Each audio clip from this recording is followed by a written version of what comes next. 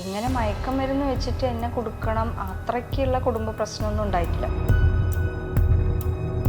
മരുമോൾക്കും പങ്കുണ്ടാവും, അല്ലാണ്ട് ലിവിയയ്ക്ക് മാത്രം എന്നെ ചെയ്യേണ്ട ഒരു കാര്യമില്ല. അത്ര വലിയ ക്രൂരതയുള്ള ഒരു അമ്മായിമ്മയൊന്നുമല്ല ഞാൻ. വല്ല ഡ്രസ്സിൻ്റെ ഇതിലോ അത് നമ്മൾ ഞാൻ പറഞ്ഞില്ല, കുറച്ച് തടി ഉണ്ടായി, അപ്പം നല്ല ഡ്രസ്സ് ഇടാനായിട്ട് അത് നമ്മൾ ടോർച്ചറൊന്നും ചെയ്തിട്ടില്ല. അപ്പം അവർ തമ്മിൽ വല്ല ഇല്ലീഗലായിട്ട് ഉണ്ടാവുമോ എന്തോ എനിക്കറിയില്ല. അറിയാത്ത കാര്യം പറയാൻ പാടില്ലല്ലോ. പ്രസവിച്ച വിവരം തന്നെ ഞങ്ങൾ അറിയിച്ചില്ല. പിന്നെ അയൽക്കാർ നമുക്ക് ഫോട്ടോ ഒക്കെ അയച്ച അങ്ങനെയൊക്കെയാണ് ഞാൻ കൊച്ചിനെ കണ്ടത്. ഇത് ഡ്യൂപ്ലിക്കേറ്റ് ആയ കാരണം ഞാൻ രക്ഷപ്പെട്ടു. ഒറിജിനൽ ആണെങ്കിൽ ഞാൻ ഇപ്പോഴും ജയിലിൻ്റെ ഉള്ളിൽ തന്നെയാണ്. വ്യാജ മയക്കുമരുന്ന് കേസിൽ 72 ദിവസം ജയിലിൽ കിടന്ന നിരപരാധിയായിട്ടുള്ള ഷീല സണ്ണിയാണ് നമ്മളുടെ കൂടെ ഇന്നുള്ളത്. ചേച്ചിക്ക് ഒരുപാട് കാര്യങ്ങൾ പ്രേക്ഷകരോട് വെളിപ്പെടുത്താനുണ്ട്. ചേച്ചിയുടെ വാക്കുകളിലേക്ക്. ഷീല ചേച്ചി നമസ്കാരം. ഇപ്പോൾ നമ്മൾ ഈ ന്യൂസ് ഒരുപാട് ഇങ്ങനെ കേൾക്കുമ്പോൾ ഉണ്ടല്ലോ, ഇതിനകത്ത് ഏറ്റവും വലിയൊരു സംശയം വരിക എന്ന് പറഞ്ഞു കഴിഞ്ഞാൽ മരുമകളുടെ അനിയത്തിയുമായിട്ടാണ് ആ ഒരു കേസ് വരുന്നത്. ഈ മരുമകളുടെ അനിയത്തിയുമായിട്ട് ഇങ്ങനെ ഒരു വൈരാഗ്യം വരാൻ, അല്ലെങ്കിൽ അവർക്ക് അങ്ങനെ ഒരു വൈരാഗ്യം തോന്നാനുള്ള ഒരു സാഹചര്യം എങ്ങനെ ഉണ്ടായത്, അല്ലെങ്കിൽ അങ്ങനെ ഒരു കാരണം എന്തെങ്കിലും ചേച്ചിക്ക് എന്താ തോന്നണേ? ഇല്ല, എനിക്ക് അങ്ങനത്തെ വലിയൊരു പ്രശ്നമൊന്നും ഉണ്ടായില്ല. ഇങ്ങനെ മയക്കമരുന്ന് വെച്ചിട്ട് എന്നെ കൊടുക്കണം അത്രയ്ക്കുള്ള കുടുംബ പ്രശ്നമൊന്നും ഉണ്ടായിട്ടില്ല. സാധാരണ വീട്ടിൽ ചെറിയ ചെറിയ പ്രശ്നങ്ങൾ, അത്ര ചെറിയ പ്രശ്നങ്ങൾ പറഞ്ഞെങ്കിൽ നിസ്സാര പ്രശ്നങ്ങളേ ഉള്ളൂ. അല്ലാണ്ട് ഇത്രയും മയക്കമരുന്ന് വെച്ചിട്ട് എന്നെ കൊടുക്കാനുള്ള എനിക്ക് ആലോചിച്ചിട്ട് ഒന്നും ഒരു പിടുത്തം കിട്ടുന്നില്ല. എന്തിനു വേണ്ടിയാണ് എന്നെ ഇങ്ങനെ ചെയ്തേന്ന്.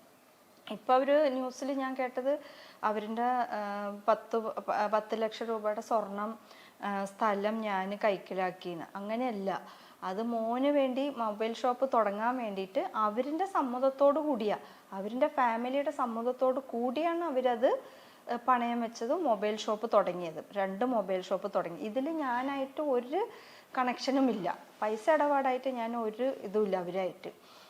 പിന്നെ എന്തിനു വേണ്ടിയാണ് ചെയ്തതെന്ന് ഇപ്പോഴും എനിക്ക് മനസ്സിലാവണില്ല. ഇത്ര വലിയ ക്രൂരതയുള്ള ഒരു അമ്മായിമ്മയൊന്നുമല്ല ഞാൻ. മയക്കമരുന്ന് വെച്ചിട്ട് എന്നെ അകത്താക്കണം.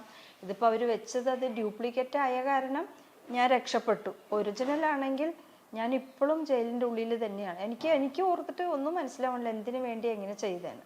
പൈസയുടെ ഇടപാട് ഞാനും അവരുമായിട്ട് ഒരു ഇതുമില്ല. ഓക്കെ, ഈ ഒരു വിവാഹം നടക്കാനുണ്ടായ സാഹചര്യം എന്തായിരുന്നു? അല്ലെങ്കിൽ ഈ വിവാഹം തന്നെ വേണമെന്ന് എന്താ പറയുക, അറേഞ്ച്ഡ് മാരേജ് ആയിരുന്നോ അതോ ലവ് മാരേജ്? അറേഞ്ച്ഡ് മാരേജ് ആയിരുന്നു. മോൻ്റെ ഒരു കൂട്ടുകാരൻ്റെ അമ്മ ഇങ്ങനെ ബ്രോക്കറാണ്, അവർ വഴിയായിട്ടാണ് ഇങ്ങനെ വന്നത്. ഇങ്ങനെ ഒരു പെണ്ണുണ്ട്, ആദ്യമായിട്ട് ഞങ്ങൾ കാണാൻ പോണ പെണ്ണാണ്. അപ്പോൾ ഞങ്ങൾ കാണാൻ പോയി. അപ്പോൾ എനിക്ക് കുറച്ച് താല്പര്യം ഉണ്ടായില്ല, കുറച്ച് നല്ല തടി ഉണ്ടായി. അപ്പോൾ ഒരു അമ്മയ്ക്ക് അറിയാമല്ലോ മകന് നല്ലൊരു പെണ്ണിനെ വേണം, അങ്ങനെ ഒരു താല്പര്യമായിരുന്നു. പക്ഷെ എനിക്ക് താല്പര്യം ഉണ്ടായിരുന്നു. അതായത് ആദ്യം കാണാൻ പോണ പെണ്ണ്, ഇനി നമുക്ക് കുറച്ചും കൂടി ഒന്ന് കാണാം, കണ്ടിട്ട് 2-3 കണ്ടിട്ട് നമുക്ക് തീരുമാനിക്കാം. പക്ഷെ ഞങ്ങൾ വീട്ടിലേക്ക് വരുമ്പോഴത്തേനും ഇവർ ഞങ്ങളെ വിളിക്കാൻ തുടങ്ങി. ഇവർക്ക് ചെറുക്കനെ ഇഷ്ടമായി, നമുക്ക് ആലോചിക്കാം. പിന്നെ അന്ന് ഉച്ചയ്ക്ക് ഞങ്ങൾ കാണാൻ പോയ അന്ന് ഉച്ചയ്ക്ക് തന്നെ അവർ ഞങ്ങളുടെ വീട്ടിൽ വന്നു. അപ്പം ഞങ്ങൾ വാടകയ്ക്കാണ് താമസിക്കണേ, ഞങ്ങളുടെ വീട് പണി നടന്നുകൊണ്ടിരിക്കണുള്ളൂ. അപ്പം കാണാൻ വന്നു.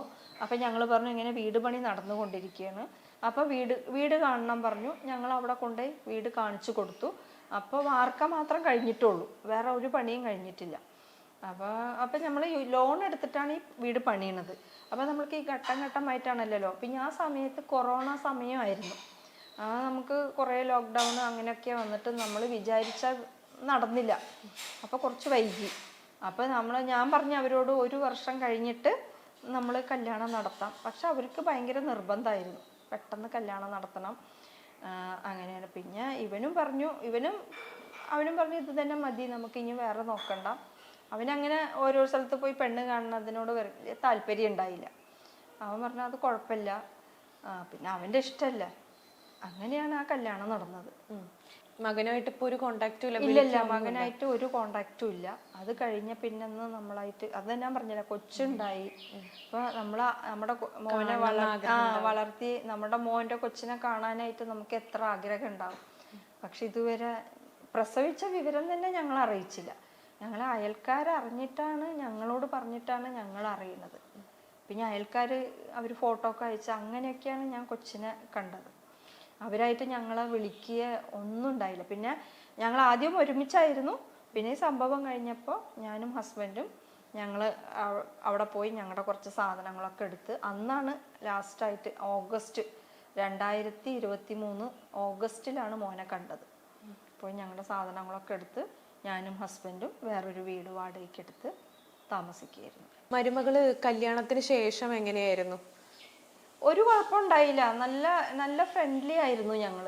പിന്നെ കുടുംബം സാധാരണ ചെറിയ ചെറിയ പ്രശ്നങ്ങൾ, അല്ലാണ്ട് പറയത്തക്ക കാരണങ്ങളൊന്നും ഉണ്ടായില്ല.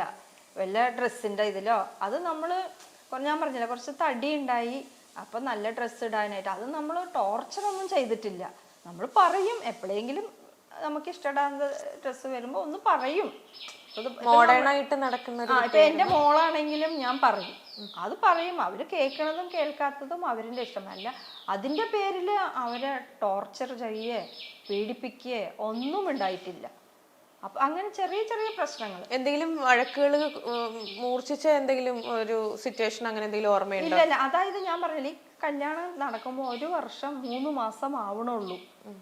ചെറിയ ഇത്ര ദിവസത്തിൻ്റെ ഉള്ളിൽ എന്ത് സംഭവിക്കാനാണ്? പിന്നെ ഞാൻ ഈ കാലത്ത് പാർലറിലേക്ക് വന്നെങ്കിൽ 8-9 മണിയാകുമ്പോഴത്തേനും ഞാൻ വീട്ടിൽ നിന്ന് ഇറങ്ങിയെങ്കിൽ പിന്നെ രാത്രി 8 മണിയൊക്കെ ആകുമ്പോഴാണ് ഞാൻ പോണത്. പിന്നെ ഞാൻ ഞായറാഴ്ച ഒരു ദിവസം മാത്രം, അതും ചിലപ്പോൾ വർക്ക് ഉണ്ടെങ്കിൽ ഞാൻ പാർലറിൽ തന്നെയായിരിക്കും. ഇതിലെനിക്ക് വഴക്കിടാനും പറയാനുമുള്ള സമയമില്ല. അതാണ് ഏറ്റവും മെയിൻ. മരുമകളുടെ അനിയത്തി ലിവിയയുടെ ഒരു സ്വഭാവം എങ്ങനെയുള്ളതായിരുന്നു? അല്ലെങ്കിൽ ഫ്രണ്ട്ലി ആയിരുന്നു എന്ന് മനസ്സിലാവും, പക്ഷെ എന്തെങ്കിലും ഇല്ലീഗൽ ആക്ടിവിറ്റീസ് ഒക്കെ ചെയ്യുന്ന കൂട്ടത്തിലാണ്, അല്ലെങ്കിൽ ഇങ്ങനത്തെ എന്തെങ്കിലും മയക്കുമരുന്നൊക്കെ യൂസ് ചെയ്യുന്ന കൂട്ടത്തിലാണെന്ന് എപ്പോഴെങ്കിലും ഫീൽ ചെയ്തിട്ടുണ്ടോ? ഇല്ല, അങ്ങനെയൊന്നും ഫീൽ ചെയ്തിട്ടില്ല. അങ്ങനെ മയക്കുമരുന്നിൻ്റെ ഇതിലൊന്നും എനിക്ക് സംശയം വന്നിട്ടില്ല. പക്ഷെ ഭയങ്കര ലാവിഷായിരുന്നു അവളുടെ ജീവിതം. സാധാരണ കുടുംബമാണ്. വീട്ടിൽ അപ്പൻ കൂലിപ്പണിയാണ്, അമ്മയ്ക്ക് പഞ്ചായത്തിൽ എന്തോ ആണ് ജോലി. അപ്പോൾ സാധാരണ കുടുംബം അല്ല. ഇവള് പറഞ്ഞെങ്കിൽ ഭയങ്കര, ഇപ്പോൾ ബാംഗ്ലൂരിലേക്കൊക്കെ പോയിട്ട് വരും. ഫ്ലൈറ്റിലൊക്കെയാണ് ആഴ്ചയിൽ 2-3 പ്രാവശ്യമൊക്കെ ഇവള് ബാംഗ്ലൂരിലേക്ക് പോയിട്ട് വരാറുണ്ട്. അപ്പോൾ അവിടെ പഠിക്കായിരുന്ന പറയണത്. എന്താ പഠിക്കണമെന്നും നമുക്കറിയില്ല. നമുക്ക് ഇപ്പം അനിയത്തിയുടെ കാര്യം തിരക്കേണ്ട കാര്യമില്ല. അപ്പോൾ നമ്മൾ അധികം ചോദിച്ചിട്ടൊന്നുമില്ല. അപ്പം എന്ത് ചെയ്ത് അങ്ങനെ ചോദിക്കാറുണ്ട്, എന്താ ചെയ്യണം. അപ്പോൾ അവള് മോഡലിങ് എന്താ ചെയ്യണം, അപ്പോൾ അവൾ ആരെ സ്പോൺസർ ചെയ്യാനുണ്ട് അങ്ങനെ പറഞ്ഞിട്ടുണ്ട്. അല്ലാണ്ട് പിന്നെ എന്നോടൊക്കെ നല്ല സ്നേഹമായിരുന്നു. ഞങ്ങളുടെ വീട്ടിലും 2-3 പ്രാവശ്യം വന്നിട്ടുണ്ട്. ചേച്ചീനെ കല്യാണം കഴിച്ച് കൊടുത്ത വീടല്ല, അപ്പോൾ കാണാനായിട്ട് ചേച്ചീനെ കാണാൻ അങ്ങനെ വന്ന് തലേ ദിവസം വരും, ഒരു ദിവസം നിൽക്കും, പിറ്റേ ദിവസം പോവും. അങ്ങനെ ഒരു 2-3 പ്രാവശ്യം വന്നിട്ടുണ്ട്. ഈ നാരായണദാസ് എന്ന് പറഞ്ഞിട്ട് ഒരാളെയും കൂടെ പിടിച്ചിട്ടുണ്ട്, അല്ലെങ്കിൽ ലിവിയയുടെ ഫ്രണ്ടാണ് എന്നുള്ള രീതിയിൽ പറയുന്നുണ്ട്. ഇവര് തമ്മിൽ എന്തെങ്കിലും കണക്ഷൻ ഉണ്ടാവാൻ സാധ്യതയുള്ളതായിട്ട് ചേച്ചിക്ക് തോന്നുന്നുണ്ടോ? എനിക്ക് ഇവര് പറഞ്ഞിട്ട് എനിക്ക് അറിയില്ല. നാരായണദാസ് പരിചയം, അതായത് കൂടെ വർക്ക് ചെയ്യുന്നതോ അല്ലെങ്കിൽ ഫ്രണ്ടോ അങ്ങനെ എന്തെങ്കിലും ആണെന്ന് കേട്ടിട്ടുള്ള പേരാണോ? ഇല്ല, കേൾക്കാതെ പേരാണ്. കല്യാണം കഴിഞ്ഞപ്പോൾ നമ്മൾ ഈ പേരേ കേട്ടിട്ടില്ല. പിന്നെ എന്നെ അറസ്റ്റ് ചെയ്ത് ഇത് ഞാൻ പുറത്തൊക്കെ വന്ന് ജാമ്യം കിട്ടിയൊക്കെ പുറത്ത് വന്ന് പിന്നെ ഞങ്ങൾ കേസ് കൊടുത്തിട്ടുണ്ടായല്ലോ, ഇത് സത്യാവസ്ഥ അറിയണം. അങ്ങനെയാണ് എക്സൈസ് കമ്മീഷണർ, അത് ക്രൈംബ്രാഞ്ച്, അവരാണ് ഈ കേസ് ആദ്യം അന്വേഷിച്ചു കൊണ്ടിരിക്കുന്നുണ്ടായി. അവരാണ് ഈ നാരായണദാസിനെ കണ്ടുപിടിച്ചത്. ഇന്റർനെറ്റ് കോൾ വഴിയാണ് ആള് വിളിച്ചതെന്നാണ് പറയുന്നത്. അങ്ങനെ അവരാണ് കണ്ടുപിടിച്ചത് ഈ നാരായണദാസിനെ. അപ്പൊ നാരായണദാസും ലിവിയുമായിട്ടുള്ള കണക്ഷൻ അവര് കണ്ടുപിടിച്ച് പേപ്പറിൽ വന്നപ്പോഴാണ് ഞാൻ അറിയണത് ഈ നാരായണദാസിനെ കുറിച്ച്. ഈ ബാംഗ്ലൂരാണ് ആള്? ബാംഗ്ലൂരാണ്. ഇവര് രണ്ടുപേരും ഒരുമിച്ച് അവിടെ താമസിക്കുന്ന പറയണത്. പിന്നെ വേറെ ഡീറ്റെയിൽസ് ഒന്നും എനിക്കറിയില്ല. നാരായണദാസ് എനിക്ക് തോന്നുന്നു ഒരു 55 വയസ്സുള്ള ഒരാളാണ് അല്ലെ? ലിവിയക്ക് എത്ര വയസ്സുണ്ട്? ലിവിയക്ക് ഒരു 20, കല്യാണം കഴിയുന്ന സമയത്ത് 20 വയസ്സ്. ഇപ്പൊ ഒരു 3 വർഷമായി. ഇപ്പൊ ഒരു 22 വയസ്സ് 21 വയസ്സ് അത്രയേ ഉള്ളൂ. ഇപ്പൊ ഒരു സ്പോൺസർഷിപ്പ് കൊടുക്കുന്ന ഒരാളാണ് എന്നുള്ളതാണല്ലോ ചേച്ചിക്ക് തോന്നുന്നത്. അത് അങ്ങനെ തന്നെയാണെന്ന് വിശ്വസിക്കുന്നുണ്ടോ? ഇല്ല, ഇപ്പൊ നമ്മൾക്ക് അങ്ങനെ വിശ്വസിക്കുന്നില്ല. ഇപ്പൊ അവര് തമ്മിൽ വല്ല ഇല്ലീഗലായിട്ട് ഉണ്ടാവുമോ എന്തോ എനിക്കറിയില്ല. അറിയാത്ത കാര്യം പറയാൻ പാടില്ലല്ലോ. അറിയണ കാര്യമല്ല നമ്മൾ പറയാൻ പാടില്ല. അപ്പൊ എനിക്ക് അതിനെ കുറിച്ച് അറിയില്ല. ഇങ്ങനെ ന്യൂസ് വരുമ്പോഴുള്ള ഇപ്പൊ ഈ നൈജീരിയക്കാരൻ്റെ കയ്യിൽ നിന്നാണ് മയക്കുമരുന്ന് വാങ്ങിയെന്നൊക്കെയാണ് പറയുന്നത്. അപ്പോൾ എന്തെങ്കിലുമൊക്കെ ഈ മയക്കുമരുന്നായിട്ട് വല്ല കണക്ഷൻ ഉണ്ടാവുമായിരിക്കും.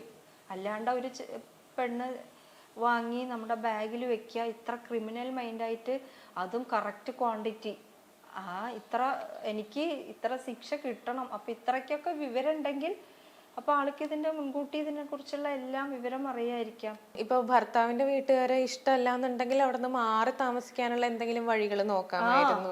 പക്ഷെ ഇപ്പൊ എന്നോട് പറയാം, ഹസ്ബൻഡിനോടോ എന്നോടാണെങ്കിലും പറയാം, ഞങ്ങൾക്ക് തനിച്ച് താമസിക്കണം. മക്കളുടെ സന്തോഷമല്ല എൻ്റെ സന്തോഷം. അവർക്ക് വേണ്ടിയിട്ടാണ് ഞാൻ ജീവിച്ചതും, അവരുടെ കാര്യം നോക്കാം. അപ്പൊ മോന്റെ കാര്യത്താണ് എനിക്ക് ബാധ്യത ഉണ്ടാവാനായിട്ട് കാര്യം. വീട് പണിയും പിന്നെ കൊറോണ സമയത്ത് വന്നതും ആ സമയമായിരുന്നു മോളുടെ കല്യാണം, എല്ലാം കൂടി വന്ന് പിന്നെ ഹസ്ബൻഡിന് സുഖമില്ല, എല്ലാം കൂടി ഒരു ഒറ്റ സ്ത്രീയായി ഞാൻ ഈ ഒരു ചെറിയ പാർലർ വെച്ചിട്ടാണ് ഞാൻ അതെല്ലാം മുന്നോട്ട് കൊണ്ടുപോയത്. ലാസ്റ്റ് ഒരു കുടുംബം, എൻ്റെ തെറ്റ്, ഞാൻ കുടുംബം സ്നേഹിച്ചു. ഇത് ഒന്നു മാത്രമുള്ളൂ ഞാൻ ചെയ്ത തെറ്റ്, അല്ലാണ്ട് ഞാൻ വേറെ ഒരു തെറ്റും ചെയ്തിട്ടില്ല. ഇൻവെസ്റ്റിഗേഷൻ ഇപ്പോൾ എവിടം വരെ എത്തി നിൽക്കുന്നുണ്ട്? ഇൻവെസ്റ്റിഗേഷൻ ഇപ്പോൾ ആളെ പിടിച്ചല്ലോ, നാരായണദാസിനെ പിടിച്ചു. നാരായണദാസ് സമ്മതിച്ചു. മരുമോളുടെ അനിയത്തി ലിവിയ പറഞ്ഞിട്ടാണ് ആളിത് ചെയ്തത്. അങ്ങനെ അപ്പോൾ ആളാണ് പറഞ്ഞിട്ടുള്ളത്, ഇത് ഞാൻ അവരുടെ സ്വത്തും ഇതും തട്ടിയെടുത്തതിൻ്റെ വൈരാഗ്യത്തിലാണ് അവരിത് ചെയ്തത്, അങ്ങനെയാണ് ആള് പറഞ്ഞിട്ടുള്ളത്. ഇപ്പം ലിവിയനെ പിടിച്ചിട്ടില്ല, ലിവിയനെ പ്രതി ചേർത്തിട്ടുണ്ട്. ലിവിയ ദുബായിലേക്ക്, ഈ കേസ് ഒക്കെ ഇതായപ്പോൾ തന്നെ ആള് സ്ഥലം വിട്ടു, ദുബായിലേക്ക് പോയി. ഇനി ലിവിയനെ കൂടുതൽ ചോദ്യം ചെയ്താലാണെന്ന് തോന്നുന്നു കുറച്ചുകൂടി ഡീറ്റെയിലും കാര്യങ്ങൾ അറിയാൻ പറ്റുക, അല്ലെങ്കിൽ മരുമകൾക്കും ഇതിനകത്തുള്ള ഒരു പങ്കിനെ കുറിച്ച് നമുക്ക് അറിയാൻ പറ്റാന്ന് തോന്നുന്നു. മരുമോൾക്കും പങ്കുണ്ടാവും, അല്ലാണ്ട് ലിവിയക്ക് മാത്രം എന്നെ ചെയ്യേണ്ട ഒരു കാര്യമല്ല. ഇപ്പൊ ലിവിയ അല്ലല്ലോ എന്റെ കൂടെ താമസിക്കണത്, മരുമോളല്ലേ. അപ്പൊ അവർക്ക് ഞാൻ പറഞ്ഞ ഈ സംഭവം നടക്കണ തലേ ദിവസം ഇവര് കുറേ സ്ഥലത്ത് വീട്ടിൽ തന്നെ അവിടെ ഇവിടെയൊക്കെ നിന്ന്, ഞങ്ങളുടെ വീട് കഴിഞ്ഞെങ്കിൽ പിന്നെ പാടാണ്, ഇവർ കുറേ സ്ഥലത്ത് അവിടെ ഇവിടെയൊക്കെ നിന്ന് സംസാരിച്ചു കൊണ്ടിരിക്കുന്നുണ്ടായി. പിന്നെ വൈകിട്ട് എൻ്റെ വണ്ടി എടുത്തിട്ട് പോയി. അപ്പോൾ അവര് കൂടാതെ ഒറ്റയ്ക്കായിരുന്നു അതോ മരുമകളും ഉണ്ടായിരുന്നു? മരുമകളും ഉണ്ടായി, രണ്ടുപേരും കൂടിയാണ്. ആ സമയത്ത് വീട്ടിൽ ഹസ്ബൻഡ് ഉണ്ടായില്ല. ആ സമയത്ത് ഹസ്ബൻഡ് ജോലിക്ക് പോയിരിക്കുകയായിരുന്നു, വടക്കാഞ്ചേരിയിൽ ജോലിയായിരുന്നു. അപ്പോൾ വീട്ടിൽ ഞാനും മോനും മരുമോളും ലിവിയ. അതായത് 27-ാം തീയതിയാണ് ഈ സംഭവം നടക്കുന്നത്, തലേ ദിവസം തിങ്കളാഴ്ച, തലേ ദിവസം 26 ഞായറാഴ്ച. അന്ന് 25-ാം തീയതി ശനിയാഴ്ച വൈകിട്ട് തന്നെ ഇവള് വീട്ടിലേക്ക് വന്നു. വന്നിട്ട് ആ 26-ാം തീയതി ഞായറാഴ്ച വൈകിട്ട് വീട്ടിലേക്ക് പോയി. 27-ാം തീയതി തിങ്കളാഴ്ചയാണ് വൈകിട്ടാണ് എന്നെ അറസ്റ്റ് ചെയ്യുന്നത്.